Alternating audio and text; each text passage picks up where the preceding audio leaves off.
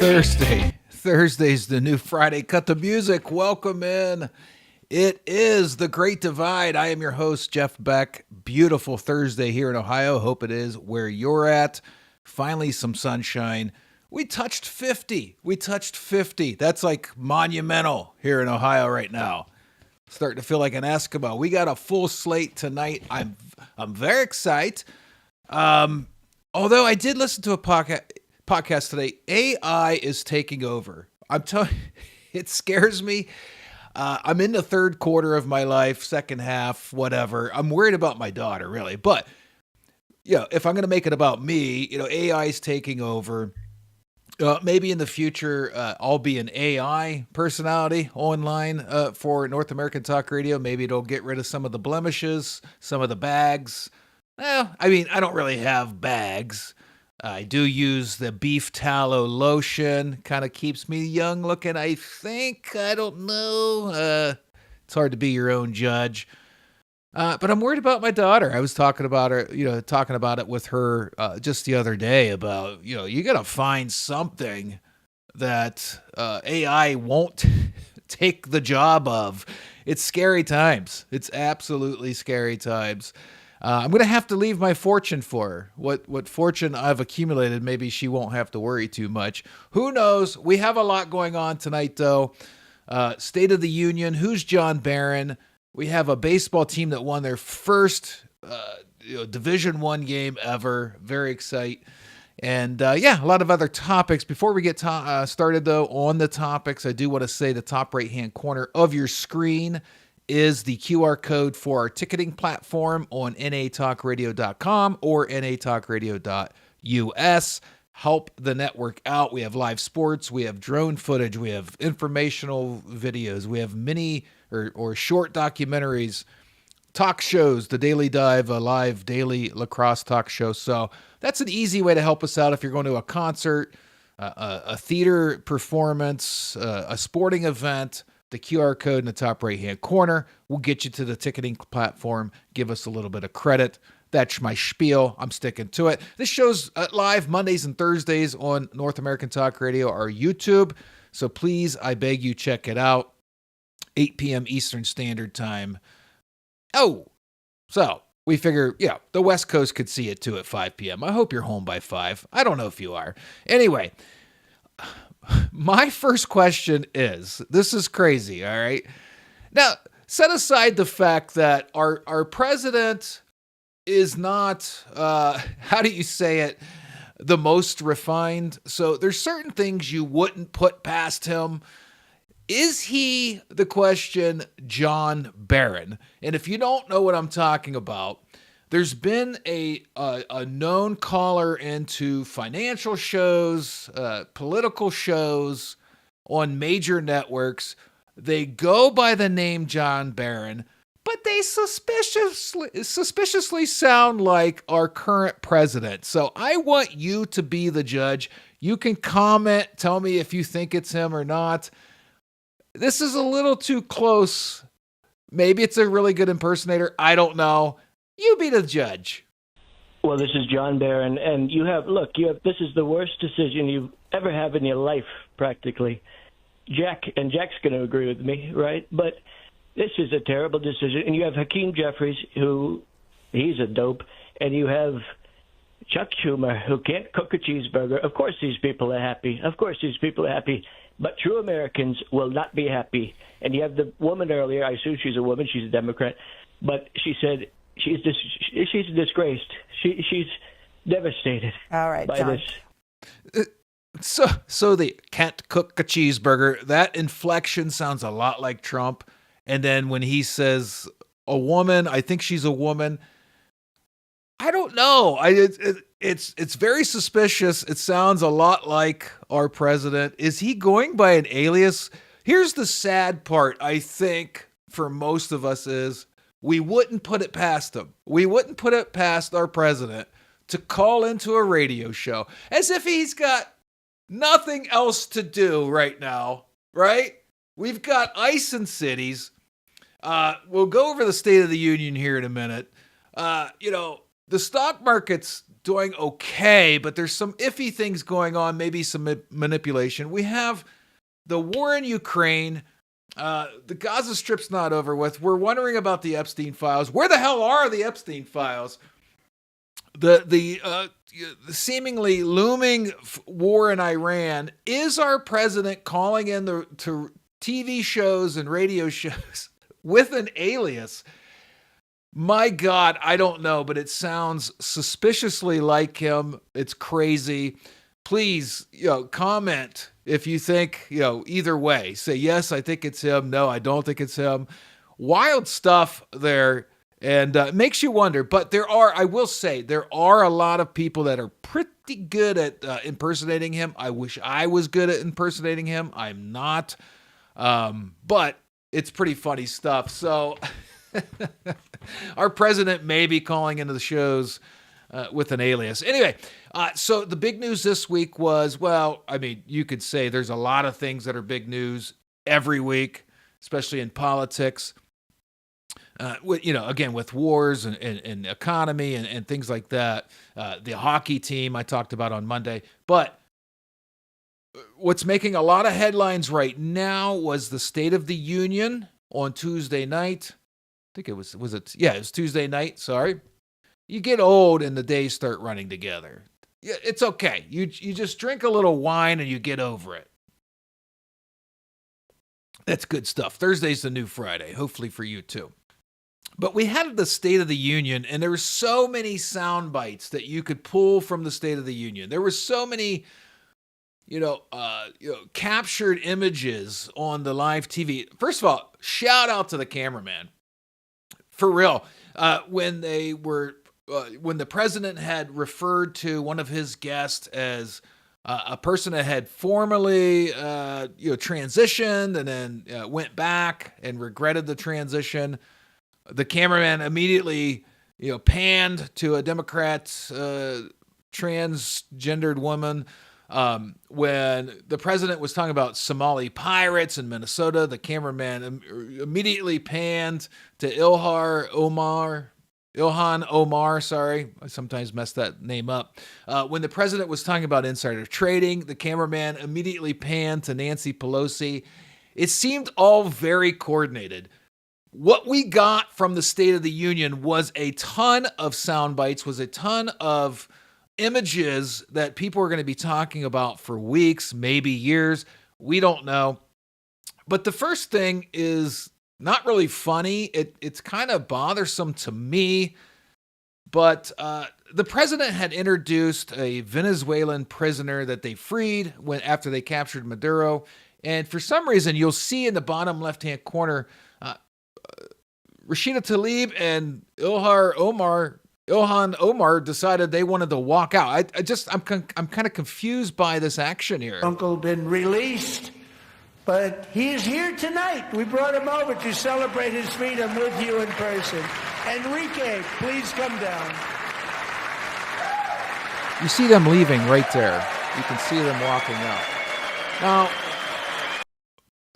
that is not even remotely close to the worst optic of the night for the Democrats, but why would you walk out when they're introducing somebody that was a prisoner of Venezuela? That just seemed odd to me, and then the oddities started to compound during the State of the Union. And we can get into the president's antics and how, he's not always professional. But my goodness, the Democrats really didn't do themselves any favors. Here's Ilhan Omar screaming at the president as he's talking about fraud in Minnesota. Sanctuary cities that protect the criminals and enact serious penalties for public officials who block the removal of criminal aliens.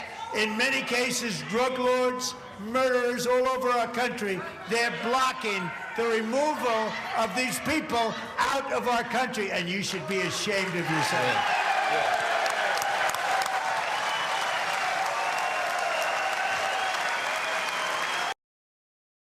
So a lot to go there. She's screaming, he's screaming over her. Okay, I'm going to take his side here on the fraud part. we don't need all this fraud. So I don't know what everybody's fighting about on the left about fighting in favor of the fraud. So here's how politics works. If you have, let's just keep it simple for everybody at home. If you have 10 daycares and 9 of them are fraudulent, 9 of them are false, there's no kids there, they're just collecting tax money, they're using it for fraud to funnel money, but you have one legit one.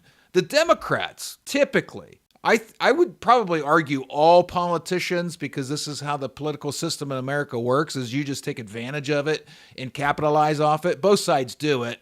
But if you have one that's legit, all you do is talk about the one that's legit, and then you call the person that's calling out the 9 fraudulent racist, whatever, Islamophobic, whatever you got to do. So this is what's going on. I don't understand the push and pull. We should all want to eliminate fraud, because think about it. If we eliminate fraud, we don't have to be taxed as much, because we can do a lot more with our tax dollars if we're not losing $1 trillion of it. And you can blame all sides. The damn Pentagon has failed like 8 audits in a row. They can't account for trillions of dollars. So all this money's being wasted. And all I ever hear from politicians is, well, we want to tax you more. We need more money. We need more money. The hell you need more money. You can't even deal with $10, let alone 10 trillion. You all this fraud, all this, these failed audits by the Pentagon. So I really can't wrap my head around. Sure, I mean, we all want to have fake daycares, right? I want to take in $25 million next year, a fake daycare. I don't want to deal with kids. I mean, keep the kids out of it. I want to start a daycare, but keep the kids out of it. Just give me the money. I'll put a nice sign up out front. Why is everybody fighting this? I know why the politicians are fighting it. Let's not even confuse that, because a lot of them, right and left, just to be fair, are using it to funnel money to CPACs, charities, whatever, and then they pay a family member. The family member passes it along. This is how politics works in America. But he said the term Somali pirates. I think that's what set her off. But if she's arguing against them looking into the fraud, she's wrong. If she's arguing that he's saying Somali pirates, I don't know. That's a term. That's an actual term. So I don't know why she's so upset about it. The funnier part of the night, and this was kind of a funny joke, and the president can be funny. I mean, is comedy a lost art in this country? Are we not allowed to make jokes? I mean, Nancy Pelosi has out-traded Warren Buffett, perhaps one of the greatest traders ever on the market. And this happened. Let's also ensure that members of Congress cannot corruptly profit from using insider information.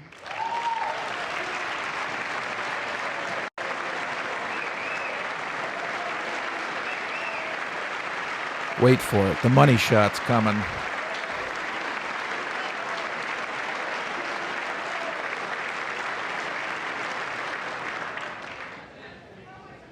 They stood up for that. I can't believe it.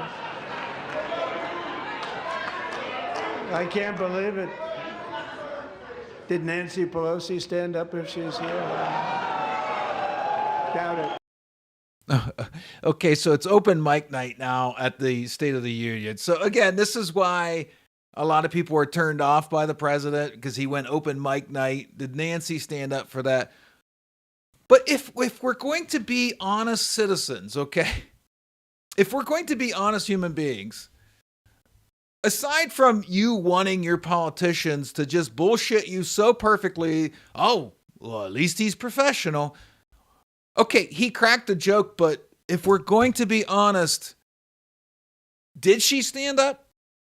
Because there's no way in hell she's the greatest investor in the history of this country unless she's taking advantage of her position. So I have a personal problem, not with the joke, with the fact that they're taking advantage of the system while 90-some% of this country is living paycheck to paycheck. People can't buy houses now until they're in their 40s. It used to be in their late 20s when I was coming up. Okay?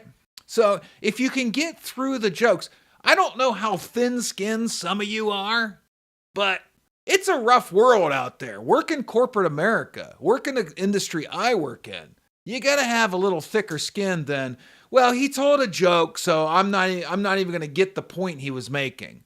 He told a joke, so I don't care what Nancy Pelosi does. What do you mean you don't care? What do you mean you don't care? They're public servants. Most of them, if not all, make less than I do a year. They have like 3 mansions.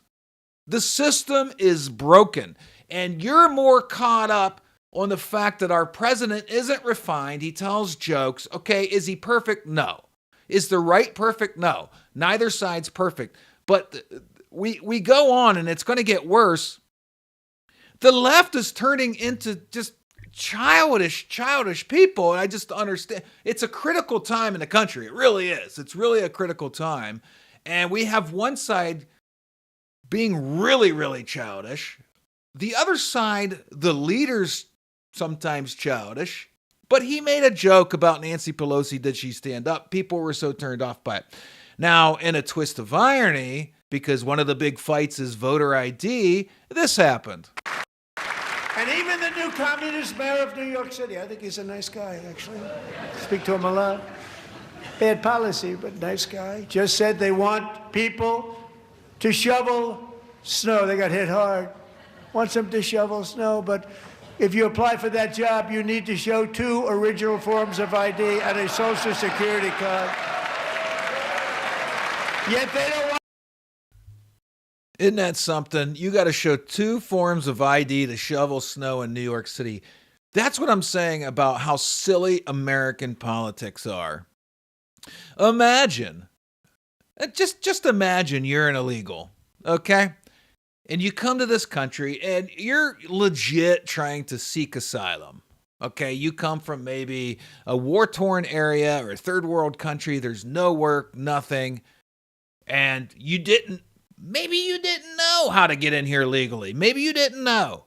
And you somehow cross the border. We can muddy the waters here. You somehow got to cross the border. Good for you. And election time comes around, and somebody, with a nifty tie and some candy bars and some Pepsis says, hey, here's some snacks. By the way, why don't you fill this out? You can vote on the next election. Do I need ID? No. Go ahead, fill this out. We'll actually turn it in for you. And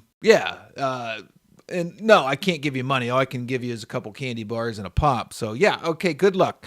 And then you see that the new, as they dub, socialist, communist, whatever you want to call, Mamdani, he's going to pay you $20 an hour to shovel snow because we had this big blizzard. Oh, I think I'll go down there. I need the money really bad. I don't need candy bars or pop. Thank God he's not giving those out. I'd like some money. $20 an hour. Yeah, I'll shovel all day. I really need it. You're going to need some ID. Well, I'm here illegal. How am I going to do that? That's the problem. That's why they don't want it passed, because they want them to vote. They don't care if they work. They just want them to vote. They don't need to work. Don't worry about work. You don't have to worry about work in America unless you're here legally and either you're white or you vote right. Get the hell out of the way. Go fend for yourself. Oh, I'm sorry. Not even minorities anymore. It's just illegals. Minorities have been left behind by the left too. They don't give a shit about you. They don't give a shit about you. Only the illegals. We're going to get to that here in a second. That's all they care about. Oh, yeah, you don't need to work. We'll give you a stipend. We'll give you free education, free healthcare, free housing. You're fine. What? African American? Shit. Go find a job. That's what it's become now. That's what it's become. And if you think I'm bullshitting you, settle in. Here we go, if you haven't seen this. So tonight I'm inviting every legislator to join with my administration in reaffirming a fundamental principle. If you agree with this statement, then stand up and show your support. The first duty of the American government is to protect American citizens, not illegal aliens. Watch the left doesn't stand.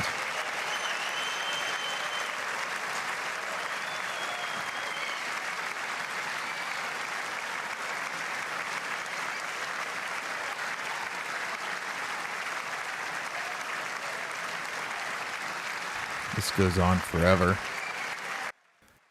This goes on for a while. They don't stand.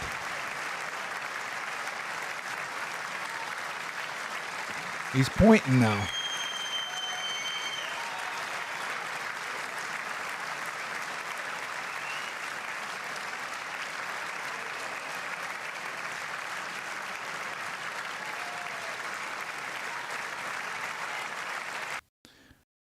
I mean, that goes on forever, but I don't know. I don't know, man. It feels like the Democratic Party just shot themselves in the foot, and it kind of proves what I just said about illegal versus minority, illegal versus whatever, legal citizen. They don't care about you anymore.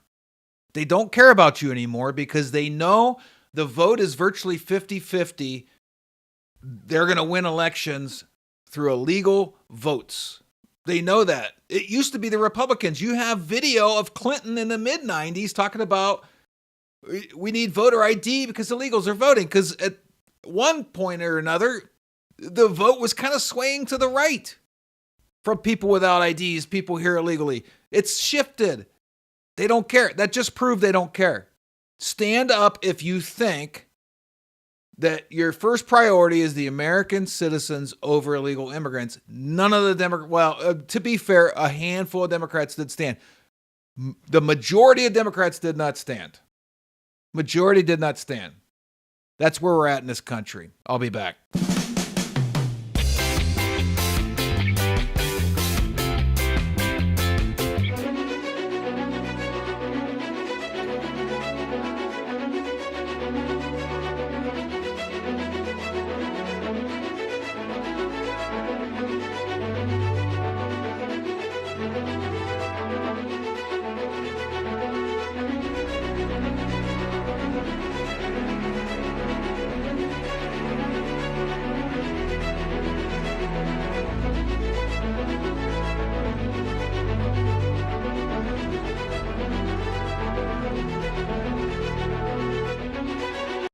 You're listening to North American Talk Radio, the all-new talk radio station featuring sports, movies, politics, mental health, and more. Check us out at natalkradio.com and subscribe today. Buy event tickets straight from our website to help the cause and get tickets to your favorite events for less. That's natalkradio.com.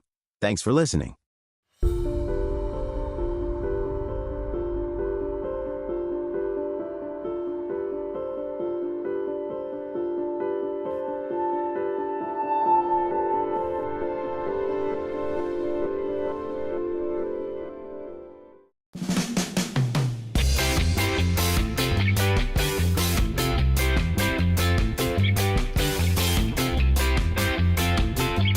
Welcome back in.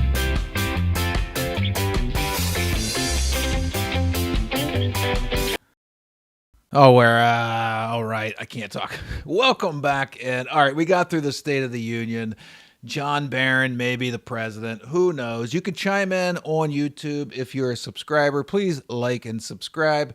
We have all kinds of great things. Live semifinal conference basketball tomorrow night. I believe at 8 p.m. I'll try to confirm that before the end of the show. The CCIW conference semifinal, Illinois Wesleyan against North Park. Let me pull that up real quick so you know if you're a basketball fan. Yeah, North Park. It's 8:30 p.m. I'm sorry, Eastern Standard Time tomorrow, live on the Natter.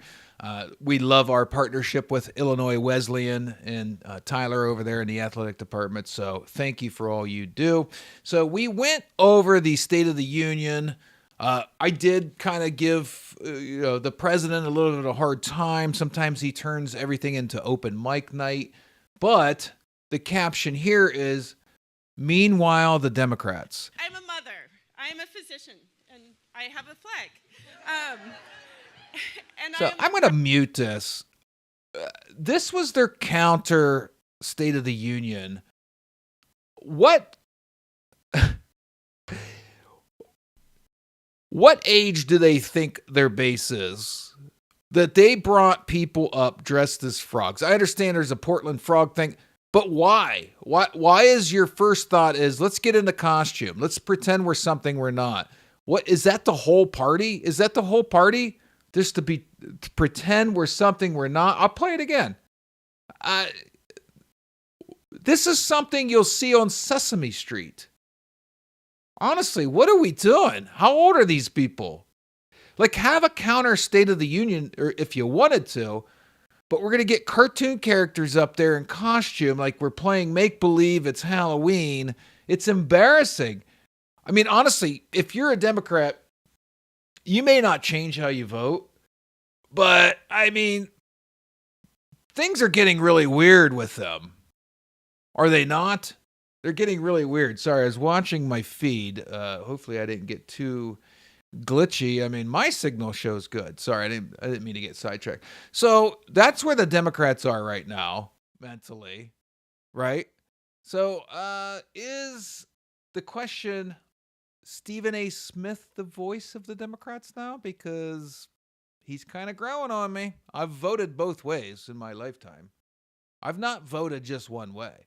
I've voted both ways. And Stephen A. Smith, the ESPN personality, the guy's starting to make sense. And I'm more towards the middle, and he's sounding kind of towards the middle. I've always, not always, most of my life, I've been middle left. Right? Recently, I've been a little middle right, very close to the center. Stephen A. starting to make sense. Yeah, about the border. Yeah, the border needed to be closed, but that was because Biden opened it. If Biden hadn't opened it and followed Obama, who deported more people than Trump did, in Obama's term in office, over 3.1 million people were deported. How come you didn't follow that, Joe Biden? How come you didn't follow that, Democrats? How come it was okay to celebrate ICE at that particular time when when Obama was in office, and you had networks literally traveling with ICE to show you the marvelous work that they were doing, but suddenly Trump is doing it, and now it's a pariah, and ICE needs to go, and it needs to be completely banned. Why are sanctuary cities existing? Why is that? Why do you get to, implement laws that could get you to ignore federal laws? How is that? How does that benefit our country? I'm saying to ask ourselves these questions. I mean, it's a good question, right? It's a good question because, what are we doing here that they're just, a lot of times they're not making any sense of what they're saying. And again, if I got laggy, I apologize. My TV software says I'm fine, but I'm watching the feed on YouTube and inside the studio, and it got a little glitchy. So, I mean, Stephen A. is going to I think he's going to make a legitimate run at the office. He talks more and more about making a legitimate run, and he makes sense. Like, he seems like a classical liberal. The liberal I was growing up with, the type I voted for, Bill Clinton twice, liberal on social issues, but, using common sense with border and finances and stuff like that. So I don't know. We'll see. He might do well. He might actually do pretty well. That's all I'm saying. We're going to shift gears now off politics just for a minute. We do have more political talk, but to shift off it just for a minute, because I am a counselor on the side, and we had sad news with Martin Short. His only daughter, Catherine, committed suicide at age 42. And I just want to say this to the viewers because this is a tough story. And I don't know, I obviously don't know them. I don't know the cause of it. But I would just want to say this is kind of a tough time in people's lives. I got to turn my mic up. Why did it change? There we go. Let's try that. There we go. That's better. I don't pretend to know the cause of why she committed suicide. She's only 42. I mean, law of averages, she was only halfway through life. I would say as a counselor that these things right here are a blessing and a curse. This is a cell phone if you're not, able to see what I'm holding up. It's a blessing and a curse. So if you're finding that your general happiness is lowering day to day, like eliminate everything that's external, internal things, the internal thoughts, what you eat, what you consume. You can change a lot of things and start, introducing things back to see what has caused my unhappiness to occur. We don't want people to get to this point. And this is just sad news. Social media is a demon. I learned at Cornell, social media is pretty much the main benefactor of all this depression that's happening in this country and society, not just this country. And then there's just this vitriol. Like you heard me talk in political topics earlier. And yeah, I get on one side or the other, but I don't hate them. I don't hate people that think differently. You gotta find a way to detach from some of it. And I think people have a hard time doing that. I think people have a hard time unplugging, but we don't want you to get to this point. And this is sad because, Martin Short lost his wife, I think like 10 years ago. Now he lost his daughter. That's kind of an eye-opener for you in life. This is one of the, from what I know, I don't know him personally, but this is one of the nicest human beings, it seems, and he's just had nothing but tragedy. So you really have to take one day at a time, be grateful what you have for what you have, and just keep that in the back of your mind when you're talking to loved ones that anybody could do this. And just sad news, but I'm begging you, if you're watching, if you're feeling depressed, first of all, reach out to someone. I am a counselor. You can find my information on North American Talk Radio or my Twitter account at Beck Week. But let's not get to this point. We don't want this to happen. So the first order of business is reach out to someone, a loved one or a counselor, to talk to them, and then unplug. It's not going to hurt you to put this down. It's really not. So that was sad news. So let's shift back to two more political topics. TALK topics. Talk topics. No, that doesn't work. Hold on. I need a little red wine, a little Merlot. If you're wondering, my day job, I work from home on Fridays, so Thursday's kind of my Friday now. This was weird. This is weird. I think this is weird. Maybe you don't. Gavin Newsom's California is attempting to make history by electing its first registered sex offender for office, Fresno City Council. I don't like it. Let's watch this first. Fresno deserves leaders that are honest from the very beginning, not the end. So going into this, I am putting my life out there. Upfront about his status as a registered sex offender, Rene Campos is not running from his past as he runs for office. I've been given the chance to rehabilitate through the courts and back into the system. Charged with being in possession of... I mean, sure, he's a sexual offender, but let him guide the city on how to live and how to appropriate tax money. Sure. I don't know what his charges exactly are, but sure, he's committed sexual offenses. But let's give him the keys to the city. What are we doing? Is this real life? First of all, some of you people out there might be like, oh, well, what, is he not allowed to live? No, he can live. He should probably have like hard labor jobs. He raped somebody. So he raped somebody. So he sexually assaulted somebody. Let's let him run the city. No, that should be the bare minimum. You can't be a public, politician or city council or commissioner if you've committed a sexual offense. That should be bare minimum requirements. Have we lowered our standards this far in America that now we have sexual offenders running for office and may win? That should be like the standard. I don't care if you did drugs. A lot of people do drugs. those housewives that claim they don't do drugs, that Xanax is a drug, right? Those muscle relaxers are a drug. Can't talk. But if you're, we've all done drugs, is what I'm saying. But if you're a sexual offender, no, you should not be allowed to run for public office. I'm not going to back down on that. This is absolutely insane.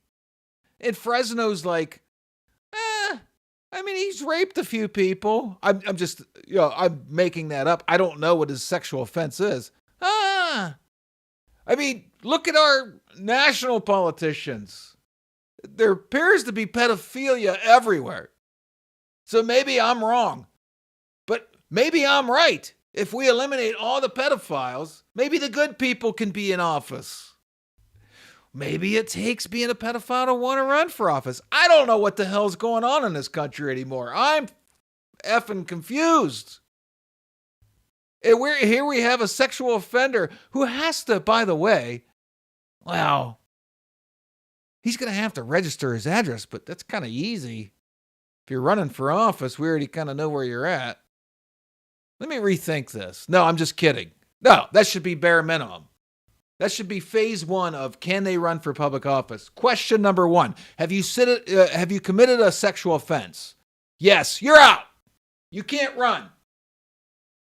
Not in this country. Shit. You might just be president someday. Oh. Moving on. This photo, I have a real problem with this. This photo leaked during Hillary Clinton's testimony about the Epstein files today. And they halted the testimony because apparently for some odd reason, we make concessions with potential sex traffickers that we won't live stream it or we won't post anything live. So this was allegedly taken from Boebert, the congresswoman or senator or whatever the hell she is, in a bikini, or, one of her claim to fames is giving a handy in a movie theater.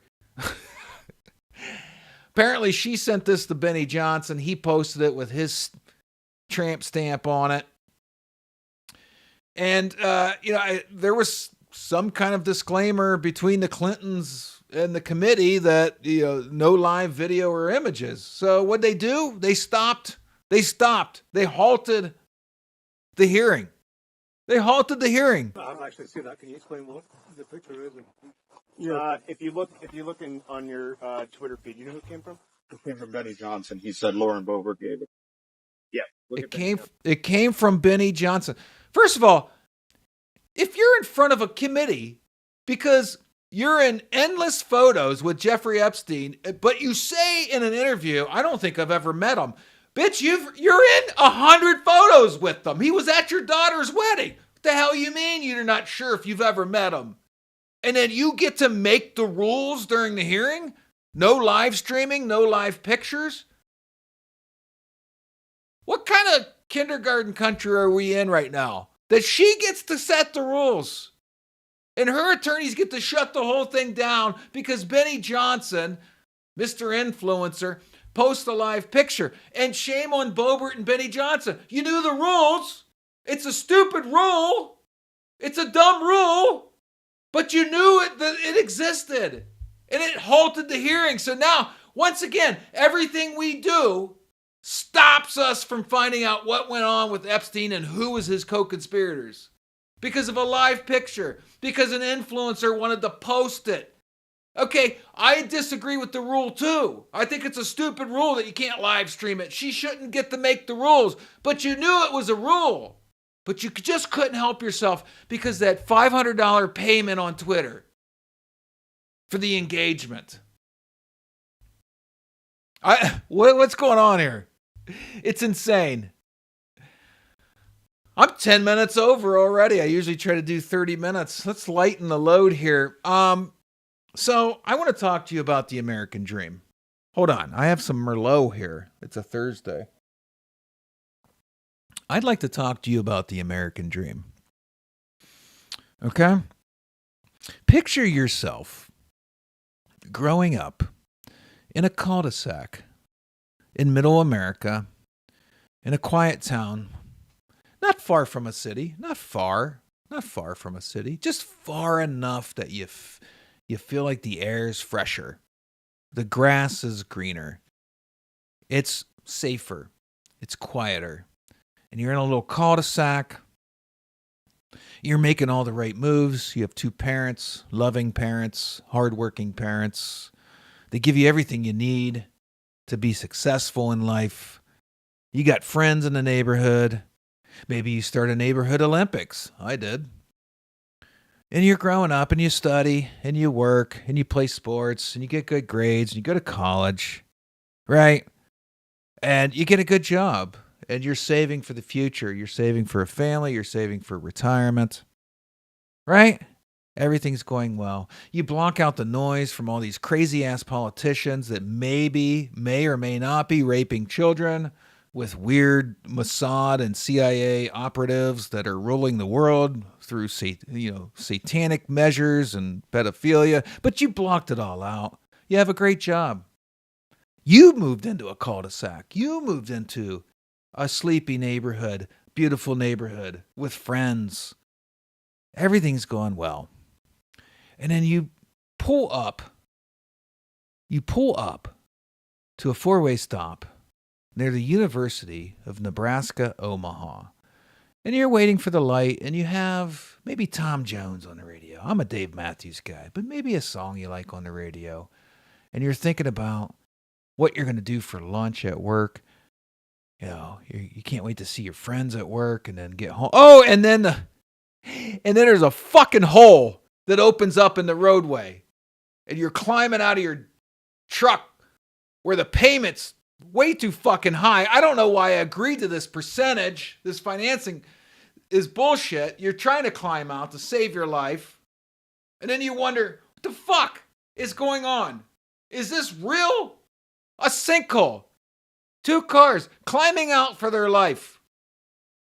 And cars they probably overpaid for, and they got gouged on interest rates. Yeah, there you go, folks. But don't worry. Don't worry.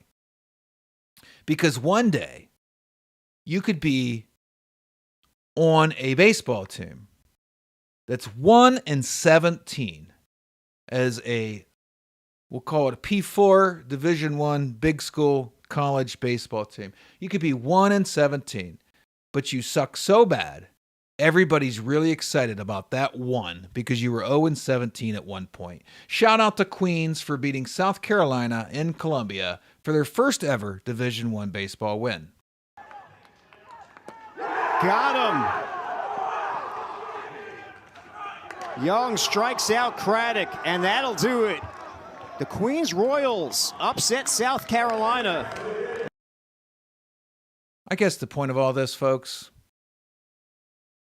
none of this matters. You've got you and the people that take care of you and the people you take care of, the people in your circle, the bubble. Are we changing it? I don't know. Am I changing anything? I don't know. We'll see how many people watch and care what I say. You're on your own. That's it. Nobody's coming to save you. You've got your friends, you've got your family, you got your loved ones. And even then, even when you make all the right moves and you block out all the noise, a fucking sinkhole swallows your car whole and you got to climb out of the depths of hell to save your life. This is The Great Divide with Jeff Beck. I hope you enjoy your Thursday evening. Take care.